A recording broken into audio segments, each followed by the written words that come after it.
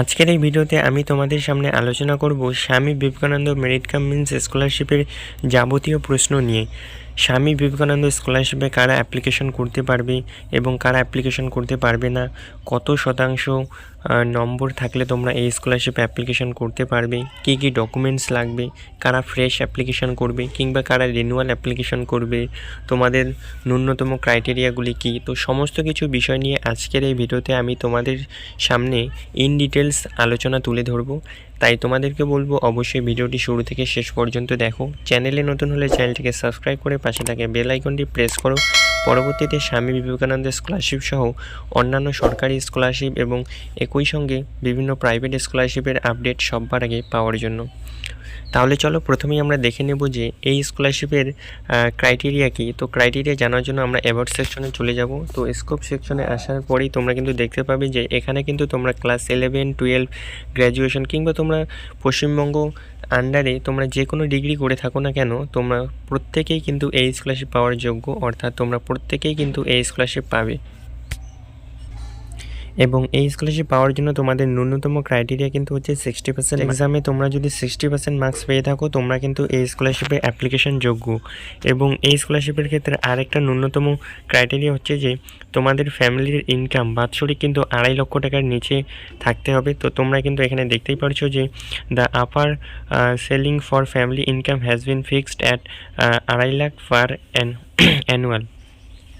তো 2.5 লক্ষ টাকার বেশি হলে কিন্তু তোমরা এই স্কলারশিপ অ্যাপ্লিকেশন করতে পারবে না।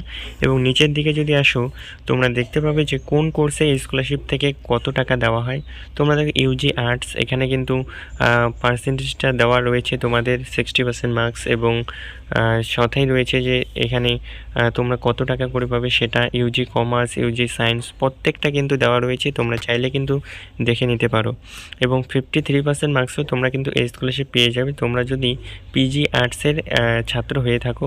এবং 45% মার্কসেও তোমরা কিন্তু পেয়ে যাবে Kanyashree K3, PG commerce, PG science, অর্থাৎ প্রত্যেকটা ক্যাটাগরি, অর্থাৎ তোমরা যেই কোর্সে করো না কেন, মেডিকেল কিংবা পলিটেকনিক কিংবা science, arts, commerce, BEd, DElEd, অর্থাৎ যে কোনো কোর্স করলেই কিন্তু তোমরা এই স্কলারশিপ পেয়ে যাবে।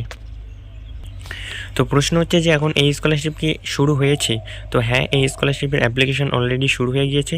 তো তোমরা যদি এখানে হাউ টু অ্যাপ্লাই সেকশনে আসো তো তোমরা এখানে দেখতে পাবে যে অ্যাপ্লিকেশন টাইপের এখানে ফ্রেশ অ্যাপ্লিকেশন 2024, এখানে ওপেনিং ডেট রয়েছে কিন্তু 20/11/2024, অর্থাৎ গত 20 নভেম্বর কিন্তু এই স্কলারশিপের অ্যাপ্লিকেশন শুরু হয়ে গিয়েছে। এবং রিনিউয়াল অ্যাপ্লিকেশন তোমরা দেখতে পাচ্ছ, রিনিউয়াল অ্যাপ্লিকেশনও কিন্তু শুরু হয়ে গিয়েছে।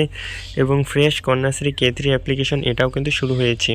তো কিভাবে অ্যাপ্লিকেশন করতে হয় ফ্রেশ এবং রিনিউয়াল অ্যাপ্লিকেশন, তো সম্পূর্ণ একটা ইন ডিটেলস ভিডিও কিন্তু খুব শীঘ্রই আমাদের চ্যানেলে আসবে। তাই চ্যানেলটিকে অবশ্যই সাবস্ক্রাইব করে পাশে থাকা বেল আইকনটি প্রেস করবে। তো এখন তোমরা দেখে নাও যে কী কী ডকুমেন্টস লাগবে ফ্রেশ অ্যাপ্লিকেশন এবং ফ্রেশ এবং কন্যাশ্রী অ্যাপ্লিকেশনের ক্ষেত্রে।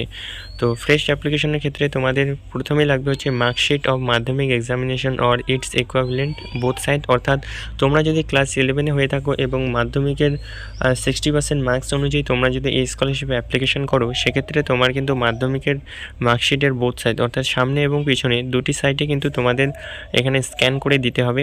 এবং marksheet of last board council, অর্থাৎ তোমরা যদি অন্য কোনো এক্সাম দিয়ে থাকো কিংবা তোমরা যদি ধরে নাও কলেজের ফার্স্ট সেমিস্টারে স্কলারশিপ অ্যাপ্লিকেশন করবে, সেক্ষেত্রে কিন্তু তোমরা লাস্ট যে এক্সামিনেশনটা দিয়েছো অর্থাৎ এইচএস, সেই এইচএসের কিন্তু মার্কশিটটা লাগবে। এবং অ্যাডমিশন রিসিপ্ট, অর্থাৎ পরবর্তীতে তুমি যে নতুন একটা ক্লাসে অ্যাডমিশন নিয়েছো তার admission receipt, income certificate of family. তো এটা রয়েছে নট অ্যাপ্লিকেবল ফর কন্যাশ্রী, অর্থাৎ তোমরা যারা কন্যাশ্রী K3 করবে এক্ষেত্রে কিন্তু তোমাদের ইনকাম সার্টিফিকেটটা লাগবে না। এবং তোমরা যারা রেগুলার অর্থাৎ ফ্রেশ অ্যাপ্লিকেশন করবে, অর্থাৎ তোমরা যারা বিভিন্ন কোর্স কিংবা বিভিন্ন ক্লাসে অ্যাডমিশন নিয়েছো সেক্ষেত্রে তোমাদের কিন্তু ইনকাম সার্টিফিকেটটা লাগবে।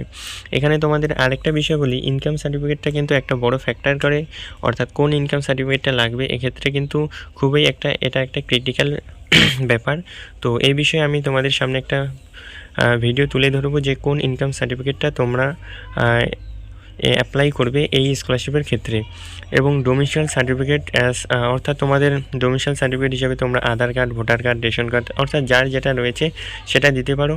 এবং অবশ্যই মাস্ট হচ্ছে তোমাদের scan copy of bank passbook, অর্থাৎ তোমাদের নিজস্ব ব্যাংকের বই কিন্তু থাকা দরকার এবং তার ফার্স্ট পেজের জেরক্স। তো এই ছিল তোমরা যারা ফ্রেশ অ্যাপ্লিকেশন করবে তাদের ডকুমেন্ট, এবং দ্বিতীয়ত রয়েছে তোমরা যারা রিনিউয়াল করবে তাদের কি ডকুমেন্টস। তো তোমরা যারা রিনিউয়াল করবে তাদের ক্ষেত্রে কিন্তু তোমরা যদি সেমিস্টারে হয়ে থাকো, অর্থাৎ তোমরা যদি থার্ড সেমিস্টারে হয়ে থাকো, সেক্ষেত্রে তোমাদের কিন্তু ফার্স্ট এবং সেকেন্ড সেমিস্টারের মার্কশিটের জেরক্স লাগবে, এবং আর অ্যাডমিশন রিসিপ্ট, অর্থাৎ তোমরা যে পরবর্তী সেমিস্টার কিংবা পরবর্তী ক্লাসে অ্যাডমিশন নিয়েছো তার একটা অ্যাডমিশন রিসিপ্ট। অর্থাৎ তোমরা যারা রিনিউয়াল করবে সেক্ষেত্রে বেশি ডকুমেন্টস প্রয়োজন হয় না। এই দুটি ডকুমেন্টস থাকলেই তোমরা কিন্তু অ্যাপ্লিকেশনটা করে নিতে পারবে। তো আশা করছি তোমরা বুঝতে পেরে যে কারা এই স্কলারশিপে অ্যাপ্লিকেশন করতে পারবে, কি কি যোগ্যতা রয়েছে, কি কি এলিজিবল ক্রাইটেরিয়া কিংবা কি কি ডকুমেন্টস তোমাদের দরকার এই স্কলারশিপে অ্যাপ্লিকেশন করার ক্ষেত্রে। এবং তোমাদেরকে বলে রাখি এই স্কলারশিপের অ্যাপ্লিকেশন কিন্তু অলরেডি শুরু হয়ে গিয়েছে, তাই তোমাদেরকে বলবো বেশি দেরি না করে যত দ্রুত সম্ভব এই স্কলারশিপে অ্যাপ্লিকেশনটা করে নেবে। তো এই ছিল আজকের ভিডিওটি কেমন লাগলো অবশ্যই কমেন্ট করে জানাবে।